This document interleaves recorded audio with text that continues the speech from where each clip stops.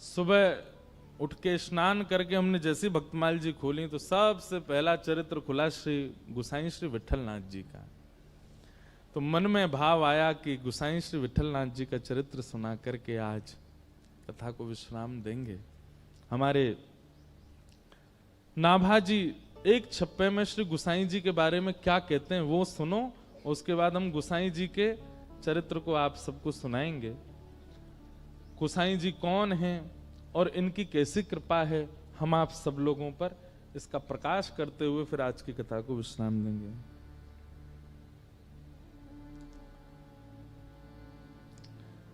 विट्ठलनाथ ब्रजराज जो लाल लढ़ाए के सुख दियो, राग भोग नित विविध रहत परिचर्या तत्पर, सज्जा भूषण वसन रचित रचना अपने कर, वह गोकुल वह नंद सदन दीक्षित को सोहे, प्रगट विभो जहां घोष देख सुरपत मन बोहे, वल्लभ सुत बल भजन के कलयुग में द्वापर कियो, विट्ठलनाथ ब्रजराज ज्यों लाल लढ़ाए के सुख दियो।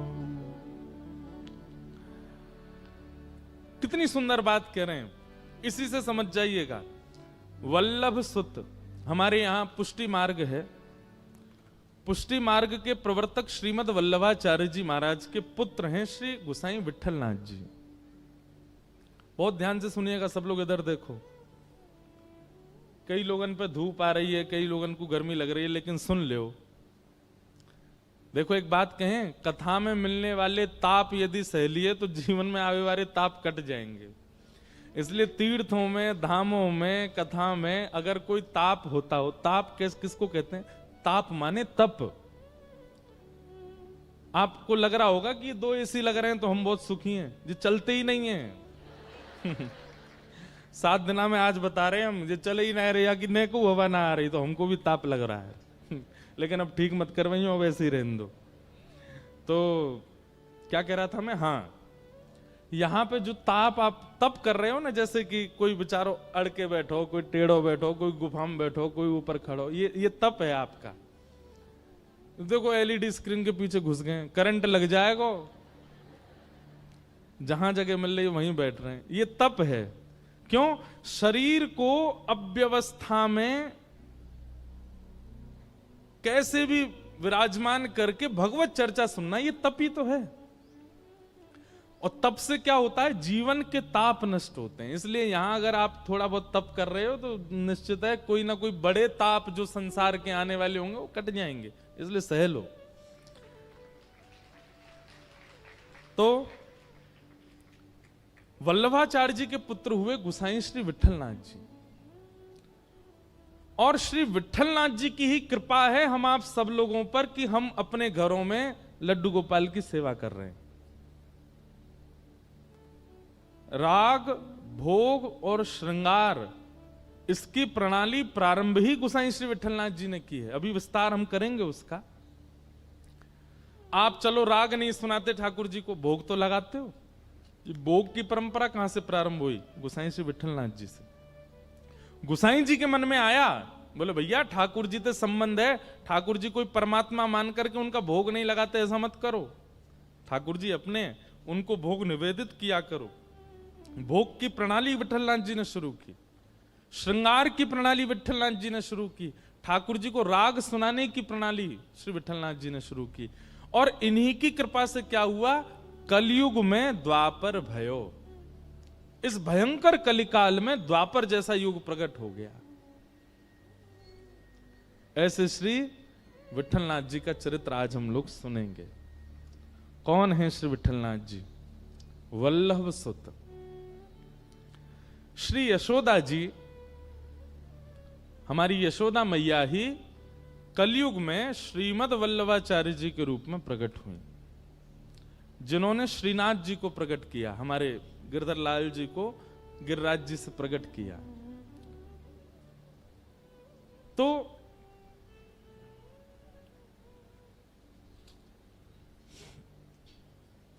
श्रीमद् वल्लभाचार्य जी महाराज ब्रह्मचर्य का पालन कर रहे थे। उनकी इच्छा नहीं थी गृहस्थाश्रम के निर्वहन की और संतति वर्धन की,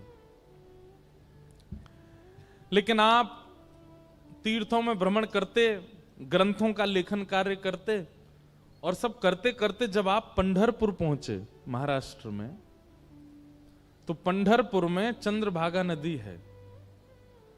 चंद्रभागा नदी के तट पर श्रीमद् वल्लभाचार्य जी बैठे थे और ध्यान कर रहे थे, नाम जप कर रहे थे। तभी उनके चित्त में साक्षात श्री पंढरीनाथ श्री विठ्ठल भगवान प्रकट हो गए। अब देखो कितने ध्यान से सुनना बात। भैया ने धीरे बोल रहे, ने धीरे कह लो। पंढरीनाथ भगवान चित्त में प्रकट हुए, प्रकट होकर के बोले, हे महाप्रभु जी, आप गृहस्थाश्रम में प्रवेश क्यों नहीं कर रहे हैं? बोले कि अब हमको गृहस्थ में प्रवेश करके संतति आदि और विस्तार गृहस्थाश्रम के करने की इच्छा नहीं है। तब श्री विठलनाथ जी बोले, विठल भगवान बोले, विठल भगवान तो जानते हैं ना सब लोग, पंढरपुर में ऐसे कमर पर हाथ रख के खड़े हैं श्री पंढरीनाथ भगवान। पुंडलीक नाम के भक्त के ऊपर कृपा करने के लिए गए, पर पुंडलीक अपने माता पिता की सेवा कर रहा था। द्वार पर भगवान आके खड़े हो गए। भगवान ने आके कही, पुंडलीक हम तुझे दर्शन देने आए हैं। तो पुंडलीक बोला, आप दर्शन देने आए हो, मैंने तो बुलाया नहीं था आपको, क्यों आए हो? ठाकुर जी बोले, तुम्हारे माता पिता की तुम इतनी सेवा करते हो, उससे प्रसन्न होके हम आए हैं। पुंडलीक बोला, आपको प्रसन्न करने के लिए सेवा नहीं कर रहा था। रोने लगे पुंडलीक। ठाकुर जी बोले, रो क्यों रहे हो? बोले, मैं तो माता पिता को प्रसन्न करने के लिए सेवा कर रहा था, पर प्रसन्न आप हो गए। ठाकुर जी बोले, बड़ा विचित्र भक्त है, भगवान प्रसन्न हो गए, इसको उससे प्रसन्नता ही नहीं है। उसकी मातृपितृ भक्ति इतनी अद्भुत थी कि ठाकुर जी को भी नहीं भज रहा है। माता पिता ही सर्वस्व है उसके लिए।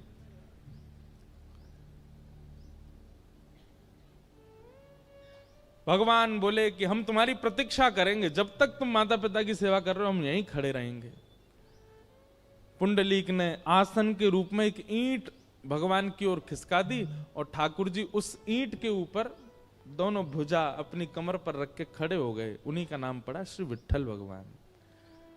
मराठी में ईंट को वीट कहते हैं और उसके ऊपर जो ठाड़े हैं उनका नाम है विठ्ठल। तो श्रीमद् वल्लभाचार्य जी के चित्त में श्री विठ्ठल भगवान प्रकट हो गए और प्रकट होकर के बोले, हे महाप्रभु जी, आप गृहस्थाश्रम में क्यों नहीं जा रहे हो? विवाह करके अपनी संतति आगे क्यों नहीं बढ़ा रहे हो? तो महाप्रभु जी बोले, मेरी इच्छा नहीं है। तो विठलनाथ जी बोले, मैं आपसे आपके यहां प्रकट भयो श्रीनाथ के रूप में, आप नहीं चाहते कि मेरी सेवा विस्तार हो आगे? तो गोसाई जी महाप्रभु जी बोले, हम चाहते तो हैं कि सेवा विस्तार हो, लेकिन हम अपने शिष्यों को दे देंगे। बोले, शिष्य नहीं, हमको आपके ही कुल में जन्मे आपके ही रक्त के बालकों से अपनी सेवा करानी है, आपके ही वंशजों से अपनी सेवा करानी है। इसलिए कृपा करके हमारी आज्ञा है कि आप गृहस्थ आश्रम में प्रवेश करो। लेकिन महाप्रभु जी तब भी इतने प्रसन्न नहीं थे। तब अंत में श्री विठ्ठल भगवान ने आज्ञा की, अच्छा ठीक है, हम एक और बात कहते हैं। बोले, क्या? आप गृहस्थाश्रम में प्रवेश करो, आपके पुत्र के रूप में मैं ही आऊंगा, मैं ही आपके यहां पुत्र रूप में प्रकट होऊंगा। ये बात सुनते ही महाप्रभु जी तो प्रसन्न हो गए और प्रसन्न होकर के फिर उन्होंने गृहस्थाश्रम में प्रवेश किया और महाप्रभु जी के 2 पुत्र हुए। एक पुत्र का नाम हुआ श्री गोपीनाथ जी और दूसरे पुत्र का नाम हुआ गोसाई श्री विठलनाथ जी। क्योंकि श्री विठलनाथ जी जो थे वो स्वयं विठल भगवान ही पुत्र बन के आए, इसलिए उनका नाम पड़ा गोसाई श्री विठलनाथ। उन्हीं का चरित्र हम आज सुनेंगे। गोसाई श्री विठलनाथ जी। श्रीनाथ जी प्रकट हुए और प्रकट होकर के महाप्रभु जी ने उनको विराजमान कर दिया, लेकिन महाप्रभु जी केवल उनको धोती पहनाते और दूध का भोग लगाते, बस इतनी सेवा महाप्रभु जी ने की। लेकिन जब गोसाई श्री विठलनाथ जी सेवा में आए तब उन्होंने ठाकुर जी की सेवा का विस्तार किया और राग, भोग, श्रृंगार ये 3 प्रणाली प्रकट कर दी। बोले ठाकुर जी का श्रृंगार भी होगा, ठाकुर जी को राग भी सुनाया जाएगा और ठाकुर जी को भोग भी निवेदित किया जाएगा। 4 शिष्य तो थे महाप्रभु श्री वल्लभाचार्य जी के, और 4 शिष्य कौन कौन थे? पहले सूरदास, दूसरे परमानंद दास, तीसरे कुंभन दास और चौथे कृष्णदास। ये 4 अष्ट सखा है ना हमारे गोवर्धन में, उनमें से 4 शिष्य तो हुए महाप्रभु श्री वल्लभाचार्य जी के और 4 शिष्य हुए गोसाई श्री विठलनाथ जी के। कौन कौन? नंददास, गोविंद दास, छीत स्वामी और चौथे हुए चतुर्भुज दास, जिन्होंने पद गाया गोवर्धन वासी सांवरे तुम बिन रहो ना जाए। ये अष्ट सखा हुए ठाकुर जी के। गोसाई श्री विठलनाथ जी प्रकट हुए और बचपन से ही ठाकुर जी के प्रति आपका वात्सल्य भाव था। वात्सल्य भाव मतलब लाल, ठाकुर जी को लाला मानते थे अपना और स्वयं मैया बन के सेवा करते थे। आज भी वल्लभ कुल में ऐसा नियम है कि जन्माष्टमी के दिन जो अर्चक है ना, जो ठाकुर जी की सेवा करते हैं, उनको चुनरी ओढ़नी पड़ती है सिर पे और थोड़े बहुत आभूषण। ये हमको लाल जी की जन्मोत्सव पे हमारी मैया ने पहनाए हो। क्यों? बोले तुम लाला की सेवा करो, यशोदा हो तो यशोदा जैसो कछु तो भेष रखो। मेहंदी भी रचानी पड़ती है हाथों में। क्यों? यशोदा बनके ही ठाकुर जी की आरती करनी पड़ती, तभी वो आरती स्वीकार करते हैं। ये प्रणाली शुरू की श्रीमद श्री विठलनाथ जी ने। तो आप ठाकुर जी को लाला मानते थे अपना और लाला मान के सेवा करते थे।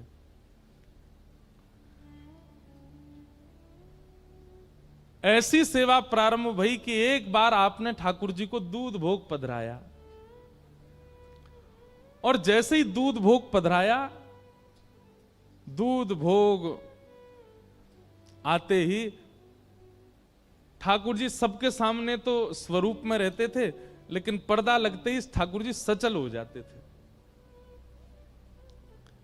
सबके सामने ठाकुर जी ऐसे खड़े रहते, लेकिन जैसे ही पर्दा लगता सोई ठाकुर जी चलन लगते, बैठन लगते, उठन लगते और तुरंत चल उठते बैठते नहीं, अपनी सैया से उतर के आते और गोसाई जी की गोद में बैठ जाते और गोसाई जी गोद में बैठ के कहते अब मोए दूध को भोग लगाओ। तो गोसाई जी सोने की सुंदर पात्र से कटोरी में दूध भरते और दूध भर के लाला को देते, लो Lal G P low. Thakur ji फूंक मारते, फिर गोसाई जी फूंक मारते। ठाकुर जी जैसे ही पीते, पी के मुंह बना लियो ठाकुर जी ने। गोसाई जी बोले जय जय कहा भय हो, आप मौकाई को बना रहे हो? अरे जा में इतनी मिश्री डाल दी है, मेरे सवरे होठ चिपक गए, बहुत मिश्री पड़ गई है, बहुत मीठा है गो है, मेरा मन नहीं कर रहा यार पीवे को। गोसाई जी विठलनाथ जी बोले अच्छा तो आप सेज पे विराजो, मैं अभी आऊं। अब बाहर खड़े दर्शनार्थियों को लगता भीतर भगवान है और उनके अर्चक हैं, पर पर्दा लगते ही भीतर तो लाला और मैया जैसी लीला हो गए। ठाकुर जी को फिर उठाते हैं, सेज पर खड़ा करते हैं, ठाकुर जी फिर ऐसे खड़े हो जाते हैं सबके लिए। और जैसे पर्दा खुले ठाकुर जी ऐसे सब कहें जय हो गोवर्धन नाथ की जय हो। अब गोसाई जी दौड़े दौड़े रसोई में जामे, दूसरा दूध तैयार करें और वहां में नेक नेक मिश्री डालें, ज्यादा मीठो नहीं करें, और दोबारा दूध भोग तैयार करके पात्र में धर के जैसे ही लामे, जैसे ही पर्दा करें ठाकुर जी फिर सहज है जाएं और बोले मुझे जल्दी पवाओ, मुझे भूख लग रही है। गोसाई जी बैठ जाएं, अपनी गोद में इत्र लगावें, फिर ठाकुर जी आके बैठें, कटोरी में भर के लो लाला पियो। अभी तातो है, तातो मतलब गरम, ठाकुर जी कह रहे हैं अभी तातो है या ठंडो करो। फिर गोसाई जी उसमें फूंक मारते हैं, धीमे से ऐसे हाथ रख के, कहीं हमारे उच्छिष्ट नहीं हो जाए। फिर ठाकुर जी पीते हैं, फिर मुंह बना लें। गोसाई जी बोले जय जय अब का भयो?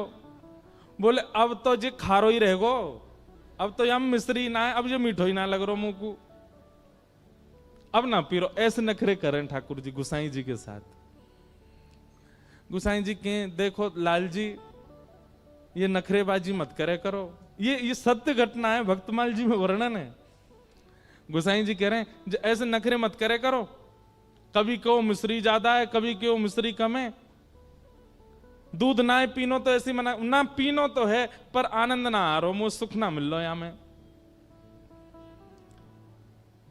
गोसाई जी बोले रुको फिर ते कछु करूं। फिर ते उठा के खड़े किए, फिर यूं खड़े है गए, पर्दा खोल के गए मंदिर में जाके, रसोई घर में जाके, अब तीसरो दूध ओटायो, बा में मिश्री डारी ना, दूध ओटा के दूध अलग लाए, मिश्री अलग लाए, और ठाकुर जी के सन्मुख पधरा के बोले जे रही मिश्री जे रही दूध, अपने आप मिलाओ, जितनी चाहिए पी लो। ठाकुर जी के नेत्र सजल है गए। ठाकुर जी बोले मैं तो तुम्हारो लाला हूं, मुंह पे मिलानो आवे ही ना है, मुंह पतो ही ना है मिश्री कैसे डारें, मुंह पतो ही ना है या दूध को ठंडो कैसे करें। आप मुंह को लाला मानो ना, लाला अपने आप दूध पीवे, वो तो मैया पिवावे सोई पीवे। गोसाई जी बोले आज तुम्हारी दूध पीवे की इच्छा ही ना है, सही बात तो जे है, लेकिन लाल जी दूध ना पियोगे तो गाल सबरे पिचक जाएंगे तुम्हारे, पत्र दुबरे है जाओगे, नेक्स्ट तो पेट तुम्हारो बाहर निकल आओ, भीतर चलो जाएगो, एक गदमदरा से तुम्हारे हाथ है सबरे सूख जाएंगे, और जैसे ही तुम सूखे सूखे से है जाओगे फिर किशोरी जी आपको रास में ना ले जाया करेंगे। सोई ठाकुर जी ने सबरो दूध लियो और लेके मुंह धर के पी गए। वो नाय में पत्रो ना होंगे, मुंह तो तगड़ो है नो है। ऐसे श्री गोसाई जी, ठाकुर जी ऐसी लीला करते उनके साथ। और ये लीला होने के बाद गोसाई जी एकांत में बैठ करके नेत्रों से अश्रु प्रवाह करते, मुंह पे कितनी बड़ी कृपा है, ये ठाकुर जी मुझसे कितनों प्रेम करें, ये मुंह पे कितनों प्रेम न्योछावर करें।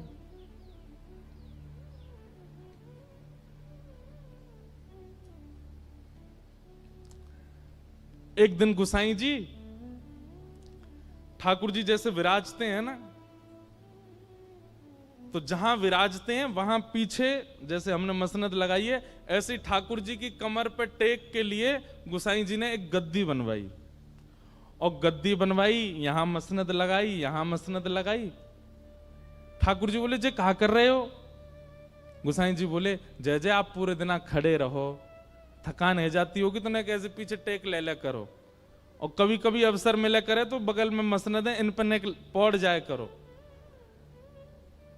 ठाकुर जी बोले मो यहां में सुख ना मिले, तो बोले कैसे सुख मिलेगा? बोले तुम लेटो नीचे। गोसाई जी लेट गए और ठाकुर जी ऊपर से पट उनके ऊपर कूद गए, और कूद करके उनके पेट पे ही लिपट गए। बोले जे सबसे बढ़िया सेज है, मैं तो यहीं सोऊंगो, मैं तो यहीं बैठूंगो, मैं तो यहीं लेटूंगो।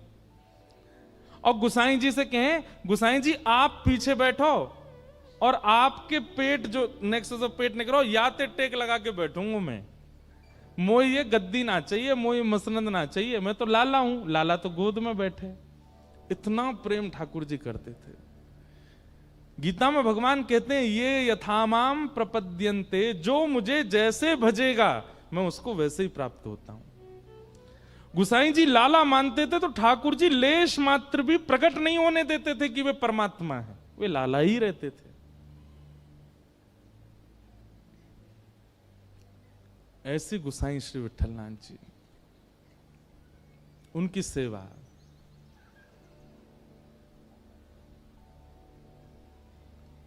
एक दिन गोसाई जी श्रृंगार कर रहे थे ठाकुर जी का,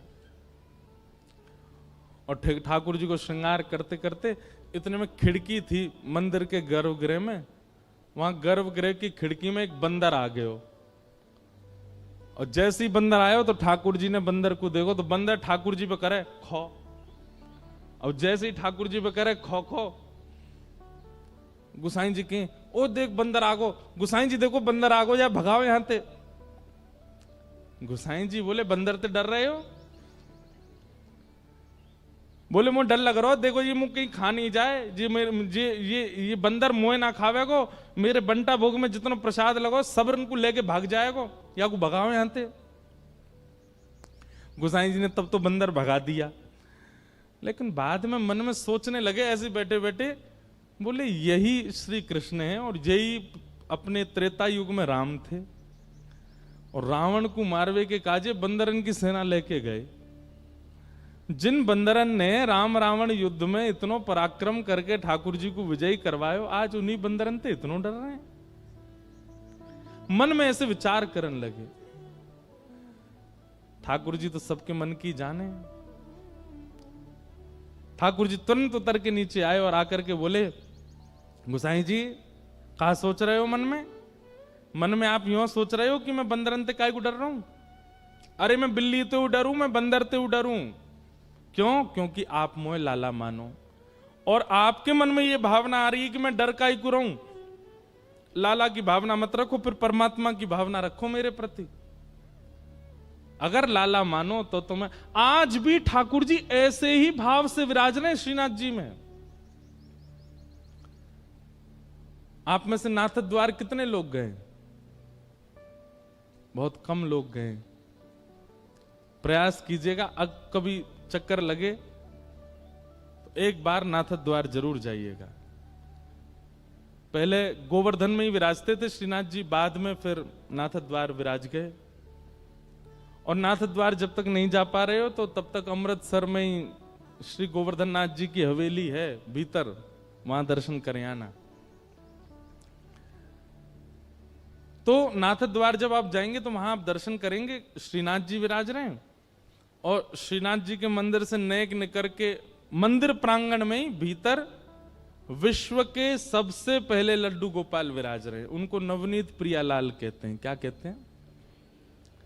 नवनीत का मतलब मक्खन, और मक्खन से जो प्रेम करे वो नवनीत प्रिय लाल। लड्डू गोपाल तो हम लोगों ने नाम धर दिया, वो लड्डू थोड़ी है हाथ में, वो तो नवनीत है। ठाकुर जी के हाथ में क्या है? मक्खन है हाथ में। शोभित कर नवनीत लिए, घुटरुन चलत रेणुतन मंडित, गोरोचन तिलक किए, शोभित कर नवनीत लिए। तो अभी की घटना है, कुछ वर्ष पहले की। ठाकुर जी के भोग में एक नियम होता है कि मिष्ठान ठाकुर जी के सामने रखो। अगर आप थाली में भोग लगाते हो तो जो मीठी वस्तु है ना, वो ठाकुर जी की तरफ आगे होनी चाहिए। अब हम लोग तो थाली में भोग लगाते हैं, पर प्रणाली ऐसी है कि थाली में भोग नहीं, संपूर्ण सामग्री ठाकुर जी के आगे रखनी चाहिए। कड़ी बनी है, चावल बनी है, रोटी बनी है, साग बना है, सब भर भर के पात्र लेके जाओ और ठाकुर जी के सामने सब कुछ पधरा दो। मंदिरों में ऐसे ही भोग लगता है, सारी सामग्री ठाकुर जी के आगे धरते हैं। ठाकुर जी को जितना रुचि लगे उतना पावे। आपने 2 ही रोटी धरी ठाकुर जी के आगे, ठाकुर जी मधुमंगल श्रीदामा सब आ गए होंगे। ठाकुर जी कह रहे होंगे, भैया नेक नेकी पहियो 2 ही धर के गए हो है, भूख तो ज्यादा लग रही है पर नेकी धर के गए हो है। तब आप जब थाली में 2 ही रोटी धरते हैं तो फिर मधुमंगल श्रीदामा तनसुका मनसुका ये सबरे सखा आते हैं ठाकुर जी के संग पानी। अकेले ठाकुर जी पाते नहीं, कभी नहीं पाते। या तो किशोरी जी और अष्ट सखियां आएंगी, या फिर ठाकुर जी अपने सखान को बुलाएंगे। ठाकुर जी अकेले प्रसाद नहीं पाते। और आप धर के क्या गए हो? 2 ही रोटी, नेक्स्ट सी सब्जी। अच्छा, कई घरों में तो देखा इतनी सी चांदी की थाली, वहां में इतनी इतनी सी कटोरी। हमारे लाल जी छोटे हैं ना, छोटा सा मुंह, छोटी सी थाली, छोटी सी गिलास। कहीं ठाकुर जी ने आपको छोटा सा मान लिया ना, रोते रहोगे फिर अन्न के काजे। ठाकुर जी को भूख नहीं लगती, लेकिन आपका भाव यदि लाला का है उनके प्रति, सबरी सामग्री धरो सामने, और सब सामग्री धर के ठाकुर जी तो कहो, हे लाल जी सबरे सखान को बुला लो, किशोरी जी को बुला लो, नंद रानी यशोदा, नंद बाबा, सबन को बुला लो और प्रेम से चकाचक पाओ। ऐसे भोग लगाओगे तो काउदना महाराज कोई सामग्री ऐसी लगेगी धरी तो पूरी लेकिन आधी बची है, कहां गई, खा गए ठाकुर जी, पाली हो। काउदना तो ऐसा अनुभव कराएंगे। तो ठाकुर जी के सन्मुख, जहां ठाकुर जी विराजने उनके सन्मुख मिष्ठान, मिष्ठान के बाद नमकीन, नमकीन के बाद साग, दाल, कढ़ी, चावल, रोटी, ऐसे भोग पधराना चाहिए ठाकुर जी के सन्मुख। तो नाथ द्वार में नवनीत प्रियालाल जी इतने से लड्डू गोपाल, छोटे से, तो उनके सामने भोग पधराया गया। लेकिन जल्दीबाजी में कहा कियो, मीठी सामग्री पीछे धर दई और कढ़ी बिल्कुल सामने धर दई। जहां नवनीत प्रिया जी विराजते हैं सिंहासन पर, बिल्कुल सामने कढ़ी धर दई। और नवनीत प्रिया जी का नियम है, बहुत आनंद वाली कथा है उनकी, वो मंदिर में भोग नहीं लगाते। छोटे से गोपाल जी हैं, अपने सिंहासन पर बैठे, सिंहासन सहित रसोई घर में जाते हैं और रसोई घर में चूल्हा के बगल में बैठ के पाते हैं। क्यों? भावना ऐसी है कि बोले गोपाल जी हैं, गोपाल जी कोई टेबल पे बैठ के, चौकी पे बैठ के थोड़ी पामे, वो तो यशोदा मैया के बगल में बैठे रहे, यशोदा मैया बनाती रहे, पवाती रहे, लाला ले लाला मैं रोटी बना रही हूं, बाबा का जी तू रोटी खातो रहने एक देर, यशोदा मैया चूल्हा पे प्रसाद बनावे और ठाकुर जी बैठे बैठे पामे। इस भाव से श्री ठाकुर जी रसोई घर में जाते हैं, वहीं प्रसाद भोग लगाते हैं। किसी की रसोई इतनी पवित्र हो तो वो ये लीला कर सकते हैं, इतना अवकाश है उनके पास कि वो घर में ही रहते हैं। तो ऐसी एक योजना बनाओ, ठाकुर जी को श्रृंगार मंदिर में, ठाकुर जी का बाल भोग मंदिर में, लेकिन राजभोग दोपहर का जो भोग होता है उसमें ऐसी सुंदर पूरे मार्ग पर गोबर को चौका लगाओ, ठाकुर जी को सिंहासन धीरे से उठाओ और रसोई घर में बढ़िया सुंदर गोबर के चौका लगा के वहीं विराजमान करो और वहीं ठाकुर जी के सामने प्रसादी बना करके फिर ठाकुर जी को पधराओ। सेवा तो बहुत विस्तार की है लेकिन हम लोगों पे समय नहीं है। ऐसी सेवा अगर होने लग जाए ना गोसाई जी जैसी, तो इस कलयुग में आज भी ठाकुर जी बोलने लग जाएं, आज भी ठाकुर जी पाने लग जाएं। तो नवनीत प्रियालाल जी रसोई में गए, जल्दी जल्दी में सेवकों ने मिष्ठान तो पीछे धर दिया और कड़ी सामने पधरा दी। कच्छु रोटी ठाकुर जी के सामने बना करके सन्मुख पधरा दी और फिर सबरे जन प्रणाम करके फिर वहां से चले जाएं। अब अपने सखान को बुला लियो, लाल जी प्रेम से पाओ। और मंदिर वहां रसोई घर की किवाड़ बंद करके सब चले गए। थोड़ी देर बाद जैसे ही भीतर रसोई में प्रवेश किया तो क्या पाया, ठाकुर जी अपने सिंहासन पे हैं ही नहीं, सिंहासन पे लाल जी हैं ही नहीं।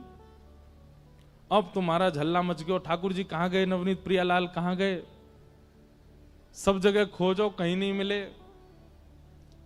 तब कोई वैष्णव ने आके कही, बोले भैया इस साग सब्जी में तो ना गिर गए कहीं, छोटे से लालाएं। तो सबरी सामग्री पलट पलट के देखी, धीमे धीमे हाथ लगा के कि भाई लाल जी कहां, छोटे से गोपाल जी हैं। सबरी सामग्री उलट पलट करी, कहीं नहीं मिले। लेकिन जो सिंहासन के सन्मुख कढ़ी इतनी बड़े पात्र में धरी थी, जैसे ही वाकू पलटो सुबह में नवनीत प्रियालाल जी मिल गए। तो जितने वहां पर रसोईया थे और आचार्य जन थे उनको लगी, ओहो लाल जी को कढ़ी इतनी भाई खाई नहीं भाई मैं कूद गए। बताओ कढ़ी इतनी बढ़िया लगी कि वहां में नहा रहे हैं। और महाराज रसोईया ने कह दी, भैया आप सुनो, आगामी कछु दिना तक कढ़ी को ही भोग लगाओ ठाकुर जी को, इतनी कढ़ी बढ़िया लग रही ठाकुर जी को। अब तो हर दिन कढ़ी बन रही है ठाकुर जी को, कढ़ी कढ़ी, और सामने कढ़ी को ही भोग लगा रहे हैं। 5-6 दिन बीत गए तो जो मुख्य मुखिया जी थे, मुख्य पुजारी, रात में जैसे सोए तो श्री छोटे से गोपाल जी रोते रोते उनके स्वप्न में आए। जय जय कहा भय हो, आप काई को रो रहे हो, लाल जी आप काई को रो रहे हो। छोटे से गोपाल जी बोले, 5 दिन है गए मुंह कड़ी कड़ी पवाए जा रहे हो और कुछ बनाए ना रहे। तो गुसाई जी बोले, मुखिया जी बोले, जय जय वादना आप कूद गए कड़ी में, तो हमें लगी कड़ी बहुत बढ़िया लगे, या हमारे कड़ी को भोग लगा रहे। ठाकुर जी बोले, अरे कड़ी बढ़िया लगे या हमारे ना कूदो, तो तुमने खीर दूर धर दई, मैं तो वह ले वे जा रहा, सो कड़ी बीच में आ गई भाई, मैं गिर गो, मैं तो खीर पावे जा रहा, कहा करूं, इतनी बड़ी कुआ जैसी कड़ी बा में गिर गो मैं तो। मुखिया जी के नेत्र सजल हो गए, रात्रि में ही ठाकुर जी को प्रणाम किया, जय जय क्षमा कर दो। ऐसी लीला ठाकुर जी। ये लीला का विस्तार किसने किया? श्री गोसाई विठलनाथ जी। थोड़ा विस्तार तो बंधुओं करो। आप पति के लिए समय निकालते हैं, बच्चों के लिए समय निकालते हैं, प्रेमियों के लिए समय निकालते हैं, ठाकुर जी के लिए भी समय निकालो। नेक विस्तार तो उत्सव को, सेवा को करो, तभी ठाकुर जी अनुभव कराएंगे अपना।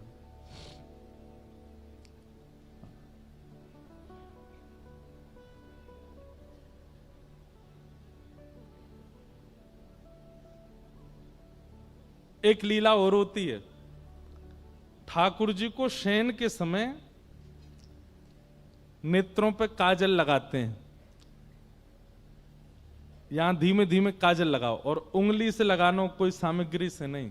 छोटे से ठाकुर जी हैं तो नेक नेक बिंदी धरा दो यहां रात्रि में शयन के समय। और सुबह जब मंगला करवे जाओ तो फिर वो जैसे सुबह सुबह लाल जी उठे हैं, उठ करके क्या करते हैं, ठाकुर जी ऐसे मीड़ते हैं अपनी आंख, तो वो काजल जो यहां दो दो बिंदी धरी है ना, सुबह जब मंगला करो तो उनको ऐसे नेत्रन के ऊपर ऐसे ऐसे गोल गोल घुमा दो, तो उस भाव से आरती करनी है कि लाला ने उठ के अपनी आंख मीड़ ली है, सो ऐसे जगन्नाथ बन गए, गोल गोल आंख कारी पड़ गई है। आज भी नवनीत प्रिया जी का आप दर्शन करने जाओगे तो श्री लाल जी के नेत्र दिखाई ही नहीं देते। मैंने मुखिया जी से पूछा, मैंने मुखिया जी एक बात बताओ, ये लाला के नेत्र का क्यों ना दिखाई दें? बोले, अरे रात में काजर लगाए और सुबह उठ के लाला ने आंख मीड़ ली, सबरी आंख दुबक गई ठाकुर जी की, या हमारे कारी कारी आंख है गई हैं। ये सब लीला विस्तार करी हैं श्री गोसाई जी ने। ऐसे श्री गोसाई विठलनाथ जी ने सेवा प्रणाली विराजमान की। आपका मुख्य भाव यही है कि ठाकुर जी से संबंध बना के सेवा करो, उनको भगवान मान के नहीं। सब लोग बिल्कुल सावधानी से सुनो। उनको प्रति भगवान की भावना तो रखनी है, उसमें किस प्रकार से भावना रखनी है? स्वच्छता के रूप में, पवित्रता के रूप में, इन सब भाव में तो भगवान की भावना रखनी है, पर जब सेवा करें तो फिर लाल जी की भावना से करनी है। मैया हल्ला मत करो, हमने वो पानी नहीं पियो, आप सब डकोस रहे हो।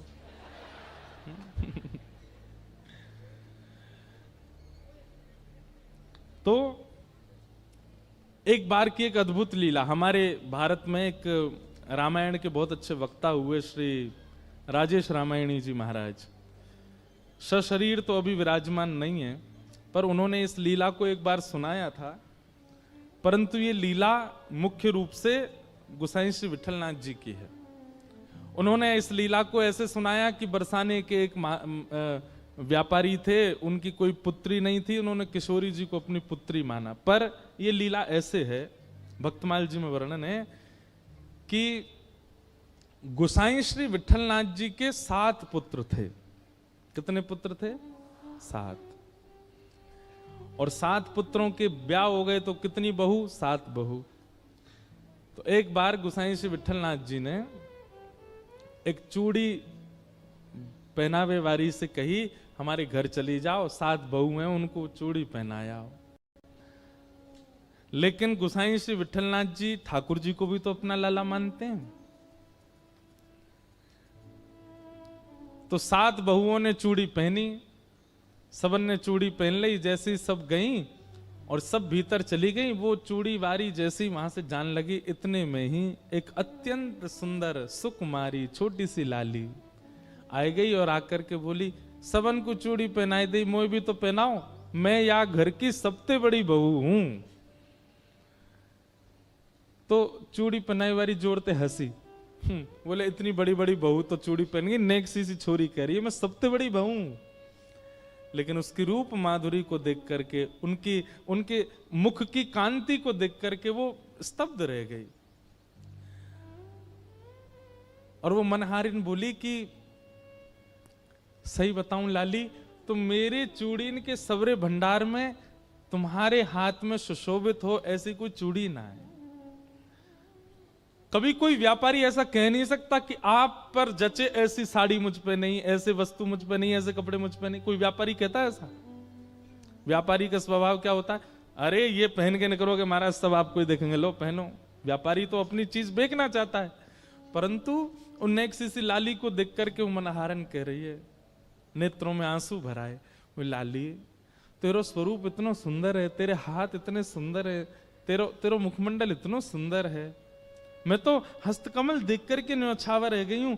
वास्तव में तो मेरे पास तो पहनावे वाली कोई चूड़ी है ही ना है।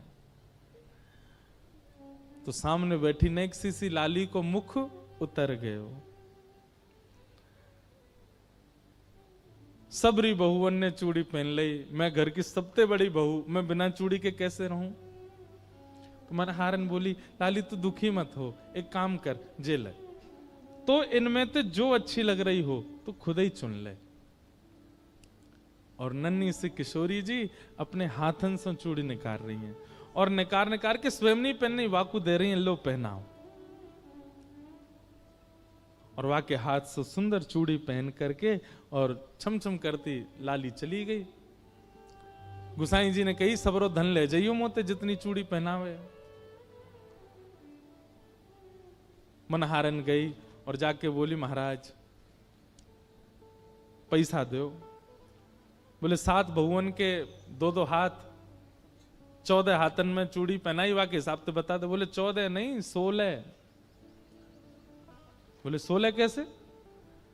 बोले 8 बहुवन को चूड़ी पहनाई, 7 तो बड़ी वरिष्ठ सी हट्टी तगड़ी, एक नेक्सी सी और ही छोटी सी, वाकू भी चूड़ी पहनाई है।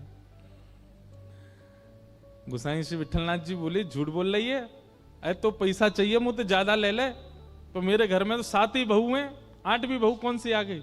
अरे ना है, ऐसी छोटी सी, और पता कहा कह रही मैं घर की सबसे बड़ी बहू हूं।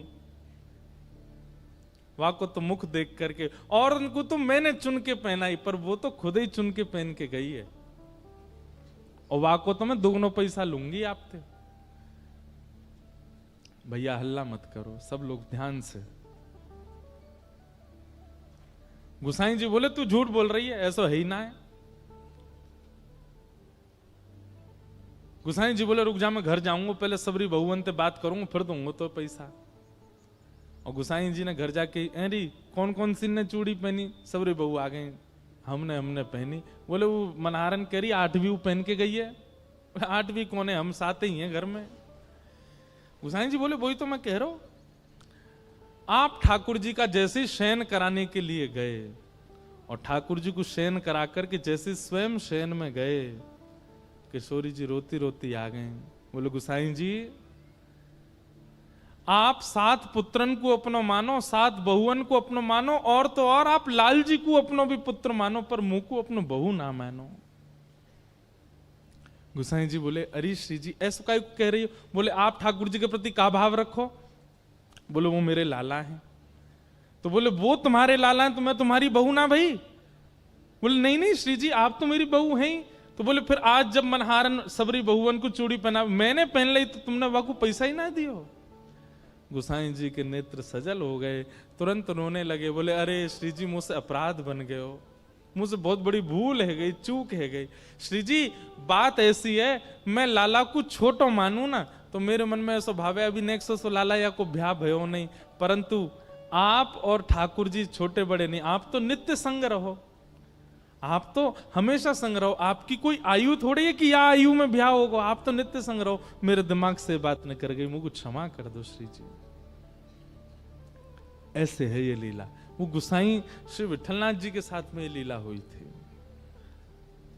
किशोरी जी इनकी पुत्र वधू के रूप में मनहारन से चूड़ी पहनवे आई। सोचिए, केवल ठाकुर जी के प्रति एक संबंध क्या बना लिया, तो किशोरी जी ने भी संबंध बना लियो, और सब सखान ने भी गुसाई जी से संबंध बना लियो, सबने गुसाई जी को अपना कुछ ना कुछ मान लिया।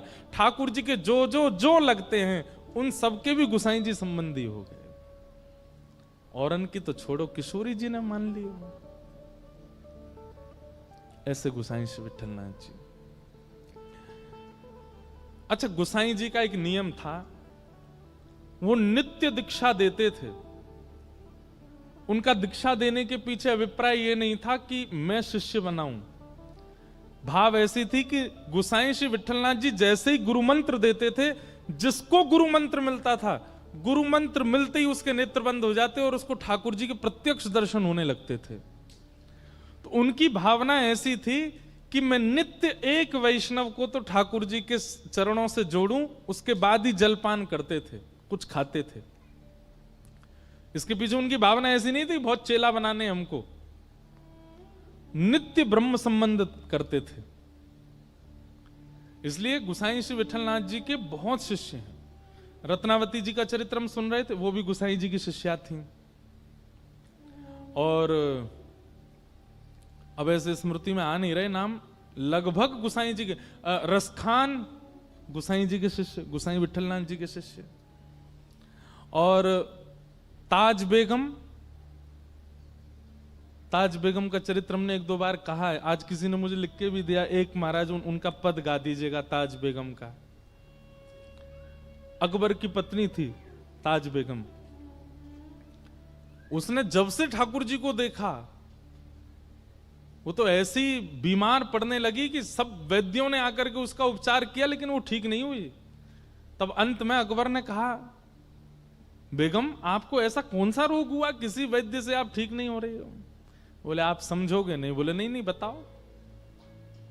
बोले कृष्ण प्रेम का रोग है और इसका उपचार केवल कृष्ण दर्शन है और कुछ नहीं। मैं आपसे प्रार्थना करना चाहती हूं कि आप मुझे दिल्ली से मुक्त करके आगरा में छोड़ दें, वहां से वृंदावन पास है, मैं नित्य हुआया करूंगी।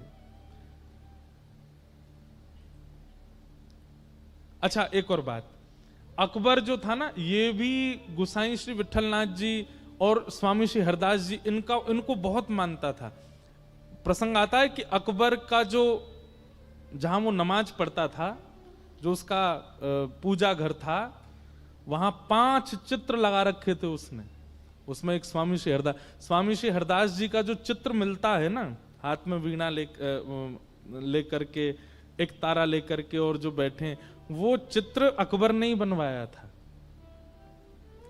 क्योंकि अकबर के मन में हमारे स्वामी श्री हरदास जी को देख करके ऐसा वैराग्य आया, वो सब छोड़ करके निधिवन राज में ही रहना चाहता था, स्वामी जी की सेवा में। स्वामी जी बोले, जे अगर यहाँ रहेगो तो या के चक्कर में दुनिया भर के सबरे लोग यहाँ आएंगे, पूरे वृंदावन को रूप बिगाड़ देंगे। तो स्वामी जी ने उसको आज्ञा की, भैया सुनो, तुम वृंदावन में मत रहो, तुम तो दिल्ली रहो, तुम तो राज शासन ही करो। तो वो बोला, स्वामी जी मैं आपके रूप को देखे बिना रह नहीं सकता। तब किसी ने कही, बोले देखो आप पे तो बड़े बड़े चित्रकार हैं, स्वामी जी का एक चित्र बनवा लो, अपने पास रखना। तब अकबर ने स्वामी जी का चित्र बनवाया और चित्र लेकर के दिल्ली गया, और जहां वो नमाज करता था वहां पर उसने 5 भक्तों के चित्र रखे। उसमें गुसाई विठलनाथ जी, स्वामी श्री हरदास जी और संभवतः भक्तिमती मीराबाई, ऐसे गोस्वामी तुलसीदास जी, ऐसे 5 चित्र थे उसके पास। अपनी नमाज आदि करता था, उसके बाद 5 भक्तों को प्रणाम करता। अकबर पर कृपा तो थी संतों की। तो अकबर की जो ये पत्नी थी ताज बेगम, इनको वृंदावन आने की बड़ी रुचि थी। तो ये वृंदावन कभी कभी जाती थी। एक बार इन्होंने जाकर के गुसाई श्री विठलनाथ जी से कहा, ऐसा कोई मंत्र दे दीजिए कि मेरे पति मेरे वश में हो जाएं, और वश में करके मुझे कुछ और नहीं करना, बस उनसे यह कहलवा देना कि तुम सदा के लिए वृंदावन चली जाओ। ऐसा कोई ताबीज बना दो, गंडा बना दो, मंत्र दे दो, जिससे मेरे पति मेरे वश में हो जाएं। तो गुसाई श्री विठलनाथ जी ने भोजपत्र पर कुछ लिखा और लिख करके उसको ताबीज में डाल करके और ताज बेगम को पहना दिया। ताज बेगम जब दिल्ली आई तो उसके गले में, अकबर की अन्य पत्नियों ने जब ताबीज देखा तो उन्होंने अकबर के कान भर दिए। बोले कि हमें पता चलिए गुप्तचरों से आपको अपने वश में करके, और ये कुछ षड्यंत्र करना चाहती हैं अपने भाइयों को पूरे भारत का राज शासन दिलाने के लिए। गोसाई श्री विठलनाथ जी से ताबीज बनवा के आई है ताज बेगम, ताकि आपको वश में कर सके। अकबर तो अकबर है, उसके लिए कोई रोक टोक थोड़ी, तुरंत पहुंच गया ताज बेगम। बोले ये ताबीज खोल के दिखाओ उसमें क्या लिखा है। पढ़ा तो ताज बेगम ने भी नहीं था उसमें लिखा क्या है, पर गोसाई जी ने उसमें लिखा था, यंत्र मंत्र और तंत्र सो भूल करो जन कोय। बोले भैया यंत्र मंत्र तंत्र तोना टोटका इन सब में ज्यादा विश्वास मत करो। तो और अगली पंक्ति क्या लिखी थी, पति कहे सोई कीजिए, पति जो कहे वो करिए, वह आप ही वश होए। गोसाई जी ने लिखा था तंत्र मंत्र पर विश्वास मत करो, पति की बस आज्ञा मानो, पति की आज्ञा मानने लग जाओगे वो अपने आप ही आपका हो जाएगा। इस बात को पढ़ करके अकबर को इतना अच्छा लगा। बोले देखिए इन्होंने कितनी अच्छी बात लिखी, तंत्र मंत्र पर भरोसा मत करो, पति की आज्ञा मानो, पति जो कहे उससे अपने आप ही पति आपका हो जाएगा। तुरंत ताज बेगम को लेकर के वृंदावन गया और गोसाई श्री विठलनाथ जी को जाकर के उसने प्रणाम किया। उसने कहा महाराज मैं कुछ देना चाहता हूं। तब गोसाई श्री विठलनाथ जी ने कही, बोले एक काम करो, हमारे श्रीनाथ जी के लिए गौचारण के लिए भूमि प्रदान करो। 500 एकड़ जमीन अकबर ने श्रीनाथ जी और नवनीत प्रिया जी के गौचारण के लिए प्रदान की। आज भी गिरिराज जी में गौचारण भूमि जो है, ये अपना पारासौली, चंद्र सरोवर आदि, ये सब अकबर ने ही प्रदान किए थे ठाकुर जी को। एक दिन ताज बेगम का इतना प्रेम ठाकुर जी के प्रति देख करके अकबर ने कहा, देवी आप क्या चाहती हैं? बोले हमको सदा के लिए वृंदावन छोड़ दो। और अकबर ने ताज बेगम को वृंदावन छोड़ दिया। गोसाई जी की शरण में रह करके, उसको मंदिर में तो जाने नहीं दिया जाता था क्योंकि म्लेच्छ थी, खिड़की से दर्शन करती थी श्रीनाथ जी का, खिड़की से दर्शन करती ठाकुर जी का। दर्शन कर करके उसकी ऐसी स्थिति हो गई कि अब ताज बेगम दर्शन नहीं करती है। ताज बेगम मन में सोच लेती है, आज ठाकुर जी ने पीली पोशाक पहनी होगी, टेढ़ा मुकुट पहना होगा, मुकुट पर सेहरा बांधा होगा, मोतीन के श्रृंगार धारण किए होंगे, आज ठाकुर जी को गुलाब का इत्र लगा होगा, कंठ में मोगरा की माला पहनी होगी। मन में सोचती थी, दर्शन करने नहीं जाती थी। और जो दर्शन करके आते उनसे पूछती, आज ठाकुर जी कैसे श्रृंगार में जरा बताना। तो कहते आज ठाकुर जी ने पीली पीतांबरी पहनी है, पाग पे सेहरा पहना है, मोती की लड़ धारण करी है, गले में मोगरा की माला पहनी। और ये सुनकर के ताज बेगम नाचने लगती थी। क्यों? अब उसको मंदिर जाने की आवश्यकता नहीं है, वो अपनी कुटिया में बैठे बैठे चिंतन करती और ठाकुर जी वैसे ही श्रृंगार में होते हैं, गोसाई श्री विठलनाथ जी की। तो इसलिए वो ब्रह्म संबंध देते थे, रोज दीक्षा देते थे। क्यों? उनके दीक्षा देते ही जो वैष्णव दीक्षा लेता था उसको तुरंत ठाकुर जी का दर्शन अनुभव होने लग जाता था। और नियम बना लिया कि जब तक दीक्षा एक वैष्णव नहीं बनाऊंगा तब तक जलपान नहीं करूंगा। तो एक बार क्या हुआ, आज पता नहीं क्या ऐसा योग था, बहुत गर्मी पड़ रही थी, लोग बाग घरों से निकले ही नहीं, कोई गोसाई जी के पास आया नहीं। मध्याह्न का समय हो गया, गोसाई जी भूखे बैठे। क्यों? रोज ब्रह्म संबंध देते हैं फिर कुछ पाते हैं। तभी आप, गोविंद कुंड है गिरिराज जी में, वहां जाकर के बैठ गए और गोविंद कुंड में 2 हंस घूम रहे थे। आपने मन में विचार किया, आज तक मानवों को ठाकुर जी का दर्शन कराया है ब्रह्म संबंध देके, इन जीवों का भी तो अधिकार है। और आपने उन 2 हंस हंसनी के जोड़े के कान में अष्टाक्षर मंत्र देके उनको कंठी माला पहना दी, और जैसे ही कंठी माला धारण कराई दोनों के चतुर्भुज रूप हो गए और दोनों का ही निकुंज में प्रवेश हो गया, ठाकुर जी की प्राप्ति हो गई। ऐसे गोसाई श्री विठलनाथ जी, ठाकुर जी से उनका ऐसा संबंध। इनके जीवन में भी एक परीक्षा हुई थी। कृष्णदास अधिकारी जी थे, उनसे इनकी किसी बात पर अनबन हो गई और श्री कृष्णदास अधिकारी जी ने इनके जो दूसरे भाई थे गोपीनाथ जी, उनका भगवत धाम गमन हो गया था। उनकी पत्नी थी और उनका एक बेटा था, बेटे का नाम पुरुषोत्तम था। इन्होंने पूरे गोवर्धन के वैष्णवों को इकट्ठा किया और इकट्ठा करके कहा, भैया देखो, महाप्रभु जी के दूसरे पुत्र श्री गोपीनाथ जी, जो कि भगवत धाम गमन हो गया, उन पर थोड़ी दया आनी चाहिए कि नहीं। ये पूरी सेवा श्रीनाथ जी की गोसाई जी करते हैं, उनका बेटा बेचारा वो सेवा में नहीं जा पाता है। आप सब लोगों को आवाज उठानी चाहिए और गोपीनाथ जी की पत्नी और उनके बेटे को ठाकुर जी की सेवा का अधिकार मिलना चाहिए। तो कई लोगों ने इस बात का समर्थन किया और समर्थन के भाव से गोसाई श्री विठलनाथ जी को ठाकुर जी से कुछ समय के लिए दूर कर दिया। गोपीनाथ जी के पुत्र श्री पुरुषोत्तम जी सेवा करने लगे श्रीनाथ जी की।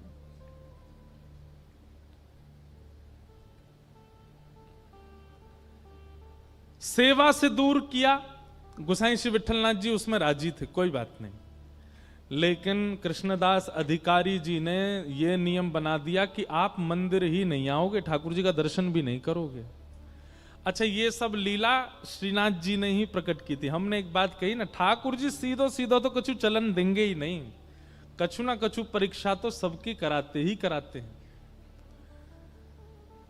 ठाकुर जी पूरे विश्व को बताना चाहते हैं कि गोसाई जी का प्रेम कैसा है, इसलिए वियोग का ये एक नाट्य किया गया और कृष्णदास जी ने ठाकुर जी से गोसाई श्री विठलनाथ जी को दूर कर दिया। गोसाई श्री विठलनाथ जी गोवर्धन से थोड़ी दूर पारासौली में रहने लगे और आप नित्य अपनी कुटिया से निकल के आते और श्री गिरिराज पर्वत पर श्रीनाथ जी की जो ध्वजा थी उसी का ही दर्शन करते और दर्शन करके विरह व्याकुल होकर के वहीं बैठे रहते। बहुत सुंदर लीला है, ध्यान से सुनना। किते दिन वे जुगे बिन देखे, किते दिन वे जुगे बिन देखे, किते दिन वे जुगे बिन देखे, किते दिन वे जुगे बिन देखे। श्री कुम्मनदास जी का ये पद है। कुम्मनदास जी गाते हैं कब? जब ठाकुर जी को देखे बगैर 5 मिनट निकले थे बस। गुरुदेव की आज्ञा से ठाकुर जी से थोड़ा दूर जाना पड़ा कुम्मनदास जी को। केवल 5 मिनट निकले थे ठाकुर जी को देखे बगैर और श्री कुम्मनदास जी इस पद को गाने लगे। किते दिन वे जुगे बिन देखे, किते दिन वे जुगे। हम लोगों को महीना महीना निकल जाता ठाकुर जी को देखे बगैर, हम रह लेते हैं, लेकिन कुम्मनदास जी को 5 मिनट दूर किया गया ठाकुर जी से और कुम्मनदास जी रोते रोते गाने लगे, कितने दिन हो गए ठाकुर जी को देखे बगैर। किनको देखे बगैर?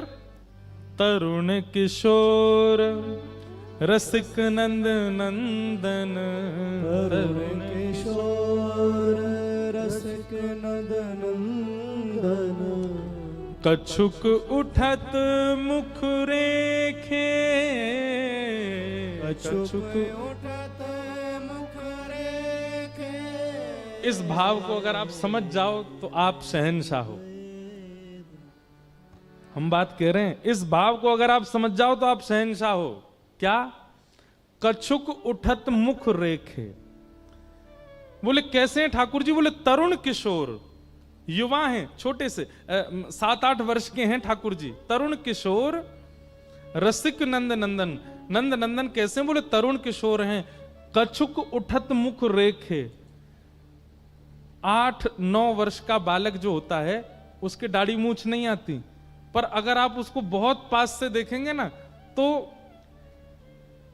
स्वर्ण कलर, जैसे स्वर्ण का रंग होता है ना, उस रंग के कुछ उसके थोड़े केश निकल आते हैं मुखमंडल पर, वो दिखाई नहीं देते। कोई बहुत प्रकाश करके देखो, तिरछी आड़ी लाइट करके देखो, तब जाकर के वो थोड़े वो केश के अंग दिखाई देते हैं। कुम्मन दास जी कह रहे हैं, बोले नंद नंदन को देखे बगैर और उनके मुखमंडल पर प्रकट जो वो छोटे श्वेत वर्ण के जो केश हैं वो देखे बगैर, कछुक उठत मुख रेखे। दाढ़ी मूछ नहीं आती ठाकुर जी को, पर वो रेखाओं का दर्शन भी कुम्मन दास जी को हो जाता है। कितनी बड़ी दर्शन की भाव हमको होते हैं। हमें तो कजू ना आया हुआ है, हम तो बस सुन वेले में ही सीमित हैं। वह शोभा वह कांति वदन की, वह शोभा वह कांति बदन की। कैसी लगती है? ऐसा मन करता है कि कोटिक चंद विशेखे, कोटिक करोड़ों चंद्रमाओं को मुट्ठी में लेकर के ठाकुर जी पर वार दूं, इतने सुंदर लगते हैं। किते दिन वे जुगे बिन देखे, किते दिन वे जुगे बिन देखे। तो गोसाई श्री विठलनाथ जी ठाकुर जी से दूर कर दिए। गोसाई जी दूर से ही ठाकुर जी की ध्वजा का दर्शन करते हैं। लेकिन ऐसा नहीं है कि विरह केवल भक्त को होता है, विरह ठाकुर जी को भी होता है। बात केवल इतनी है कि भक्त अपना विरह गा के सुना देता है, ठाकुर जी कैसे सुनाए? परंतु एकमात्र श्री गोसाई विठलनाथ जी हैं जिनके लिए ठाकुर जी ने अपना विरह प्रकट कर दिया। कैसे? श्रीनाथ जी में आज भी 100 पान का भोग रोज लगता है ठाकुर जी को। कितने पान? 100 बीड़ा पाते हैं ठाकुर जी। कभी आप श्रीनाथ जी जाएंगे तो श्रीनाथ जी तो अभी 500 300 350 400 साल पहले चले गए नाथ द्वार। उससे पहले तो वृंदावन में ही सब लीला करते थे। आज भी आप देखोगे राजभोग के बाद मुखिया जी आएंगे और पान की बीड़ा ठाकुर जी से मुख से छुपाएंगे और फिर रखें। कभी अगर प्रसादी में ठाकुर जी की बीड़ा मिलती है, एक बार को अन्य प्रसाद मिले तो सब में बांट दियो, पर बीड़ा मत बांटियो, बीड़ा तो स्वयं पहियो। क्योंकि बीड़ा, बीड़ा समझते हैं ना, पान भोग। एकमात्र बीड़ा भोग ऐसा है जो ठाकुर जी के अधर से छुपाया जाता है। बाकी की सब सामग्री सामने रखी जाती है, पर बीड़ा तो ठाकुर जी के अधर से स्पर्श कराया जाता है। और बीड़ा भोग ज्यादातर किशोरी जी का बीड़ा भोग ठाकुर जी पाते हैं और ठाकुर जी का बीड़ा भोग किशोरी जी पाती हैं, क्योंकि अधर स्पर्श होता है उसमें। तो श्रीनाथ जी को 100 पान का भोग लगता था। बहुत ध्यान से सुनना। तो एक रामदास भीतरिया करके सेवा करते थे श्रीनाथ जी के आसपास। पोंछा लगावे की सेवा, आरती सजावे की सेवा, आदि आदि सेवा। भीतरिया 2 सेवक होते हैं, एक होते हैं भीतरिया, एक होते हैं बाहरिया। भीतरिया वो जो गर्भगृह के अंदर जा सकते हैं, बाहरिया वो जो बाहर बाहर की सेवा करते हैं। तो रामदास भीतरिया जो थे, ये गोसाई श्री विठलनाथ जी के शिष्य थे। ये जाते थे श्रीनाथ जी के मंदिर में सेवा करने, भीतर पोंछा आदि करने। तो जब ये पोंछा आदि करते थे तो श्रीनाथ जी खड़े खड़े इनको इशारा करते, ए सुन, ऐसे इशारे करते। अब ये कही आवाज कहां से आ रही है? फिर ठाकुर जी कह रहे हैं, अब ये ऊपर देखे ठाकुर जी को, ठाकुर जी ऐसे खड़े हैं, आसपास कोई है नहीं, भाई आवाज कौन करता है? एक बार तो घबरा गया, हुआ आ गो मंदिर में। लेकिन फिर ठाकुर जी ने इसको ऐसे बौं मटका के इशारा किया। रामदास तो अरे अरे जय जय, आप बुला रहे हैं मुकु। ठाकुर जी ने फिर इसको प्रत्यक्ष ठाकुर जी लीला सबके सामने नहीं करते हैं, परंतु रामदास के द्वारा गोसाई जी को संदेश भेजना है, इसलिए ठाकुर जी लीला कर रहे। जय जय, आप कछु आज्ञा कर रहे हैं। तो ठाकुर जी के बगल में जो मसनद रखी जाती है ना, उन पे ठाकुर जी के मुख पहुंचने का एक रूमाल रखा जाता है। ठाकुर जी ने ऐसे नजर घुमा के रूमाल की ओर इशारा किया। कोई था नहीं मंदिर में, 2-4 लोग दर्शन कर रहे थे। इसने धीमे से वो रूमाल उठाया और रूमाल खोल के देखा तो ठाकुर जी जो 100 पान खाते थे उसकी जो पीक निकलती थी, उस पीक से ठाकुर जी ने पत्र लिखा था गोसाई श्री विठलनाथ जी के लिए। और वो पत्र लिखा था, उसमें प्रथम ही ठाकुर जी ने लिखी है, रामदास पत्र मत पढ़ियो, ले जाके गोसाई जी को दे दे। रामदास के तो नेत्र सजल हो गए, ठाकुर जी लीला करते। और रोज रामदास क्या करता, 2 रूमाल रखता, एक तो वहां पधरा देता और एक वहां से उठा के जेब में धर के ले जाता और गोसाई जी के पास जातो, गोसाई जी आज ठाकुर जी ने कृपा के, बोले हाँ प्रसाद भेजा होगा दे दो। नहीं प्रसाद नहीं, आज तो पत्र भेजा है। गोसाई जी ने जैसे ही वो रूमाल खोल करके देखा, ठाकुर जी ने अपनी पीक से जो पान की लाल लाल निकलती, वहां से ठाकुर जी ने पत्र लिखा। और उस पत्र में ठाकुर जी अपना प्रेम उद्गार प्रकट करते हैं। और क्या कहते हैं, वो पंक्ति तो मुझे याद नहीं, पर ठाकुर जी ने पत्र लिख करके गोसाई जी से कहा, मेघ तो समय आने पे बरसेगो। मतलब मेघ तो समय आने पे बरसेगो। मेघ हमेशा नहीं बरसते, जब समय आता तब बरसता है। तो मानो गोसाई जी से कह रहे हैं, प्रतीक्षा करो, समय जल्दी आएगा जब मेरा प्रेम आप पे बरसेगा। तो गोसाई जी हैं।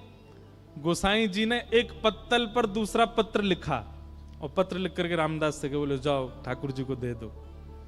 और गोसाई जी ने क्या लिखा, बोले मेघ तो समय आने पे बरसेगा, पर चातक पक्षी जानते हैं नाम? एक तो आजकल लोग जानते नहीं, इतनी व्याख्या करनी पड़ती है। चातक पक्षी जो होता है वो पूरे साल प्यासा रहता है। उसका नियम है वो नदी का पानी नहीं पिएगा, वो पोखर तालाब का पानी नहीं पीता। चातक पक्षी जो होता है वो पहली वर्षा होती है और उसका जब बिंदु गिरता है उसी का जल पीता है, उसको कहते हैं चातक। और चातक पक्षी का नियम होता है वो चहकता कैसे है, प्यासा हूं। जो पहाड़ों में रहते हैं, हिमाचल के लोग होंगे, कश्मीर, उनको चातक पक्षी की आवाज आती होगी सुबह, प्यासा हूं, वो ऐसे ही बोलता है। तो ठाकुर जी ने पत्र लिख करके भेजा, मेघ तो समय आने पर बरसेगा। गोसाई जी ने पत्र लिख करके भेजा, मेघ तो समय आने पर बरसेगा, पर चातक अपनी पुकार क्यों छोड़े, चातक तो पुकारेगा। मेघ चाहे जब बरसे, पर चातक प्यासा हूं ये तो गाएगा ना। श्याम घन कब बरसे गो आए, श्याम घन कब बरसे गो। हमारे भारत में हनुमान प्रसाद पोद्दार जी, पूज्य भाई जी, उनका ये पद है। सब लोग बहुत ध्यान से सुनो, बहुत अच्छा पद है। अब हम बस ये पद गा करके फिर कथा को विश्राम देंगे। सब लोग गाना मेरे साथ। श्याम घन कब बरसे गो आए, श्याम घन कब बरसे गो आज, श्याम घन कब बरसे गो आज, श्याम घन कब बरसे गो आज, श्याम घन कब बरसे गो आज, श्याम घन कब बरसे गो आज। कब यह हृदय संताप मिटे गो, कब यह हृदय संताप हृदय संताप मिटे गो, कब यह हृदय संताप मिटे गो, विरह निदाग निसाए,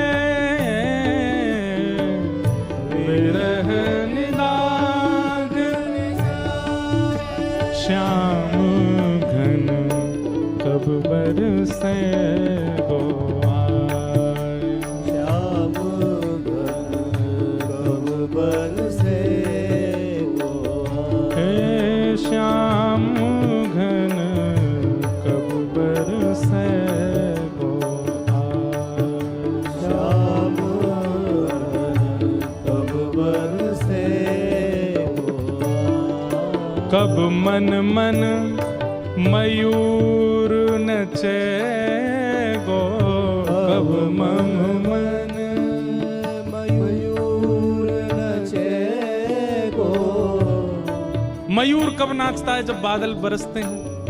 कब मम मन मयूर नचे गो, कब मम मन मयूर नचे गो, उर आनंद ना समाए,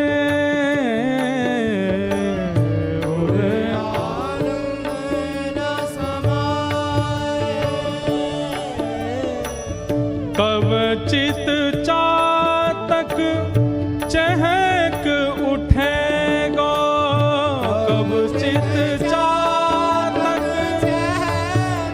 उठे गो, कब चित चातक चहक उठे गो, कब चित चातक चहक उठे गो, श्याम प्रेम जल पाए पाए, श्याम प्रेम जल पाए, श्याम घन कब बरसे गो आए, श्याम घन कब बरसे गो हे श्याम घन कब बरसे गो आए, श्याम घन कब बरसे गो, श्याम मिलन बिन कछु नहीं भावे, श्याम मिलन बिन कछु नहीं भावे, कछु नहीं मोहे समा, हाँ कछु नहीं मोहे सुहावे, हाँ कछु नहीं मोहे सुहावे, श्याम मिलन रस ही साचो रस, श्याम मिलन रस ही साचो रस, जीवन में रस समाए, श्याम घन जीवन रस, रस समाए, श्याम घन जीवन रस सो समाए, श्याम घन जीवन रस सो समाए, श्याम घन कब बरसे गो आए, श्याम घन कब बरसे गो, हे श्याम घन कब बरसे गो ओ श्याम घन कब बरसे गो, ओ श्याम घन कब बरसे गो आए, श्याम घन कब बरसे गो। और महीनों के लिए ठाकुर जी से दूर कर दिया गोसाई जी को। पर एक दिन अकबर को यह बात पता चली कि हमारे प्रिय श्री गुसाई जी को उनके ठाकुर की सेवा से दूर कर दिया कृष्णदास ने। तो अकबर ने अपनी सेना भेज करके कृष्णदास जी को कारागृह में डाल दिया। गुसाई जी को फिर से सेवा मिल गई, परंतु गुसाई जी सेवा में तो आ गए, पर उन्होंने प्रण दिया जब तक कृष्णदास मुक्त नहीं किए जाएंगे तब तक हम अन्न जल ग्रहण नहीं करेंगे। अन्न सन पे बैठ गए। कृष्णदास जी मुक्त हुए। कृष्णदास जी को जब ये बात पता चली कि गुसाई जी को मैंने दूर किया ठाकुर जी से, और ये ऐसे प्रेमी कि मैं कारागृह में गया तो इन्होंने अन्न जल का त्याग कर दिया। कृष्णदास जी ने बहुत प्रार्थना करके क्षमा मांगी गुसाई जी से। गुसाई जी बोले नहीं, मुझे सब पता है, ये ठाकुर जी की लीला है, इन्हें बहुत ज्यादा पास कोई रहवे लग जाए तो इनको मन करे या इन्हें दूर करो, या कि प्रेम की बथा ने पहचानो कैसो है। ये मेरे प्रेम की परीक्षा ले रहे थे, मैं जानू ये तुम्हारे मन की इच्छा नहीं थी, ये इनकी इच्छा थी। लाला बड़ो नटखट है हमारो, ऐसे गुसाई जी की। फिर बाद में ऐसी लीला आती है कि कृष्णदास जी को इसका दंड मिला। एक भक्त को ठाकुर जी से दूर किया और दंड क्या मिला कि सुबह सुबह जल भरने के लिए कुआं में गए और पांव फिसल गए और कुआं में गिर के उनकी मृत्यु हुई। परम भागवत कृष्णदास, जिनका एक प्रसिद्ध पद में गाता हूं, मेरो मन गिरधर छवि पे अटक्यो, ये पद कृष्णदास जी का ही है। ऐसे परम भागवत की ऐसी अधोगति, कुआं में गिर के प्राण निकलना। अब तो पूरे ब्रजमंडल में हल्ला मच गो, बोले कहा कृष्णदास भूत बन गो है। ब्रजवासी बड़े भोले हो, मैं सब ने हल्ला मचा दिया, बोले कृष्णदास कुआं में गिर के मरो, भूत बन गो है। ये खबर पहुंची निधिवन राज में स्वामी श्री हरदास जी के पास। स्वामी जी को जैसे ये खबर पड़ी कि भैया कृष्णदास जैसा परम भागवत भूत बन गया, ये हो नहीं सकता। हम मानते हैं कि उन्होंने आचार्य अपराध किया था और उसका दंड उनको मिला कि उनकी मृत्यु सहज नहीं हुई, सरल नहीं हुई, लेकिन वो मृत्यु के उपरांत भूत बन गए, ये बात बिल्कुल सर्वथा गलत है। जीवन भर भगवान का नाम गाने वाला भूत कैसे बन सकता है? तो महाराज स्वामी श्री हरदास जी ने निर्णय लिया कि चलो गोवर्धन। बोले काय को? श्रीनाथ जी से ही पूछेंगे कि आपका नाम गाने वाला भूत कैसे बन सकता है, और यदि वो भूत बना तो आपके नाम में इतनी सामर्थ्य नहीं कि जीवन भर आपका नाम गाने वाला प्रेत बन गया। और स्वामी जी ने निर्णय जैसे लिया तो पूरा वृंदावन इकट्ठा हो गया। हितरवंश महाप्रभु, गोपाल भट्ट गोस्वामी, रूप सनातन गोस्वामी, जितने वृंदावन के आचार्य थे सब निधिवन में इकट्ठे हो गए और सब निकल पड़े गिरिराज जी। वो श्रीनाथ जी से जाके पूछेंगे कि कृष्णदास भूत कैसे बनो। अब देखो, बहुत ध्यान से सुनना है, इसके बाद हम कथा विराम देंगे पक्का। हमारो मन ना कर रो विराम देवे को, बात तो ये है, हमको रह रहे के लीला याद आती है। जय हो। और सुनो, कल हमको बहुत याद आएगी आप लोगों की। सुनाम में भक्त तो आमेंगे खूब सारे, पर अमृतसर वाले पद पीछे पीछे गाते हैं इसलिए हमको अच्छे लगते हैं। कोई भी पद गाओ सब साथ गाते हो आप, तो कृपा करियो एक आध दिन पहुंच जाइयो, 3 घंटा ही तो दूर हैं। हम नहीं बुला रहे, आप देखना खुद मचल के आओगे, ठाकुर जी की याद आएगी आपको। तो सुनो, जय हो। तो अब प्रत्यक्ष रूप में तो स्वामी श्री हरदास जी, हितरवंश महाप्रभु, गोपाल भट्ट गोस्वामी, रूप सनातन गोस्वामी, हरिराम व्यास जी सब अपने ब्रजवासियों की टोली लेकर के गिरिराज जी जा रहे हैं, पर निकुंज की भाव में कौन जा रहा है? स्वामी जी के रूप में ललिता जी, हरिराम व्यास जी के रूप में विशाखा जी, गोपाल भट्ट गोस्वामी जी के रूप में गुण मंजरी, रूप मंजरी, ये सारी सखियां ही तो जा रही हैं ठाकुर जी से लड़वे। अब वैष्णवों को तो दिख रहा है कि भाई ये सब आचार्य चरण जा रहे हैं, परंतु श्रीनाथ जी वहां गिरिराज जी में ऐसे खड़े थे, गुसाई जी श्रृंगार कर रहे थे। सो ठाकुर जी के हाथ कांपन लगे और ये भुजा कांपन लगी, मोह कांपन लगो। गुसाई जी बोले जय जय जय जय, कहा भयो? ठाकुर जी बोले सबरी लड़वे आ रही हैं मोते, ये ललता विशाखा रूप मंजूरी सबरी मोते लड़वे आ रही हैं, मुंह पे जो है का मुंह पे आके मेरी छाती पे खड़ी हो जाएंगी, मुंह गारी देंगी आके सामने। अब कलयुग में तो वो सब हितरवंश महाप्रभु, हरिराम व्यास आदि सब ये तो आचार्य हैं, पर निकुंज में तो ये सब सखियां हैं। गुसाई जी तुम एक काम करो, बोले कहा, इन सबन को राधा कुंड पे ही रोक दो। अगर जी गिरिराज जी आ गए जो मुंह को बहुत गारी देंगी समन सामने आके, और मैं डर जाऊंगा, मैं तो लाला हूं यहां पे। गोसाई जी बोले नेक रुक जाओ, श्रृंगार तो पूरा कर लो। बोले छोड़ो श्रृंगार, ऐसी भगवत तुम तो जाओ, उनको रोको। ठाकुर जी डरने लगे। गोसाई जी माला लेकर के, उपरना लेकर के, कई सारे वैष्णवों को लेकर के राधा कुंड में ही रुक गए, पहुंच गए। और वृंदावन से आते हैं, राधा कुंड पहले पड़ता है, राधा कुंड में ही सबरी समाज रोक करके सबको माला पहना, पटका उड़ा और सबको स्वागत करो, सम्मान को वहीं बैठा दिए सबरे। लाइए लाइए लाइए भोग प्रसाद पवाओ। स्वामी श्री हरदास जी तिरछी तिरछी नजर से देख रहे हैं। बोले हम गिरिराज जी पहुंचने भी नहीं दिए, राधा कुंड में ही रोक दिए। गुसाई जी सबको प्रणाम कर रहे थे। स्वामी श्री हरदास जी ने उनका कंधे पे हाथ रखा, बोले सुनो इधर आओ। इतनो डर गो लाला कि पजम्मा भी आध ही पहना के आए हो, पूरा पहनाए हो ना है, धीमे धीमे खिसक रहो नीचे। गुसाई जी के नेत्र सजल हो गए। बोले आप वृंदावन से आ रहे हैं, आपको कैसे पता कि ठाकुर जी का श्रृंगार अधूरा है? बोले जाने ना है, निकुंज की सखी हैं हम, ललिता हैं।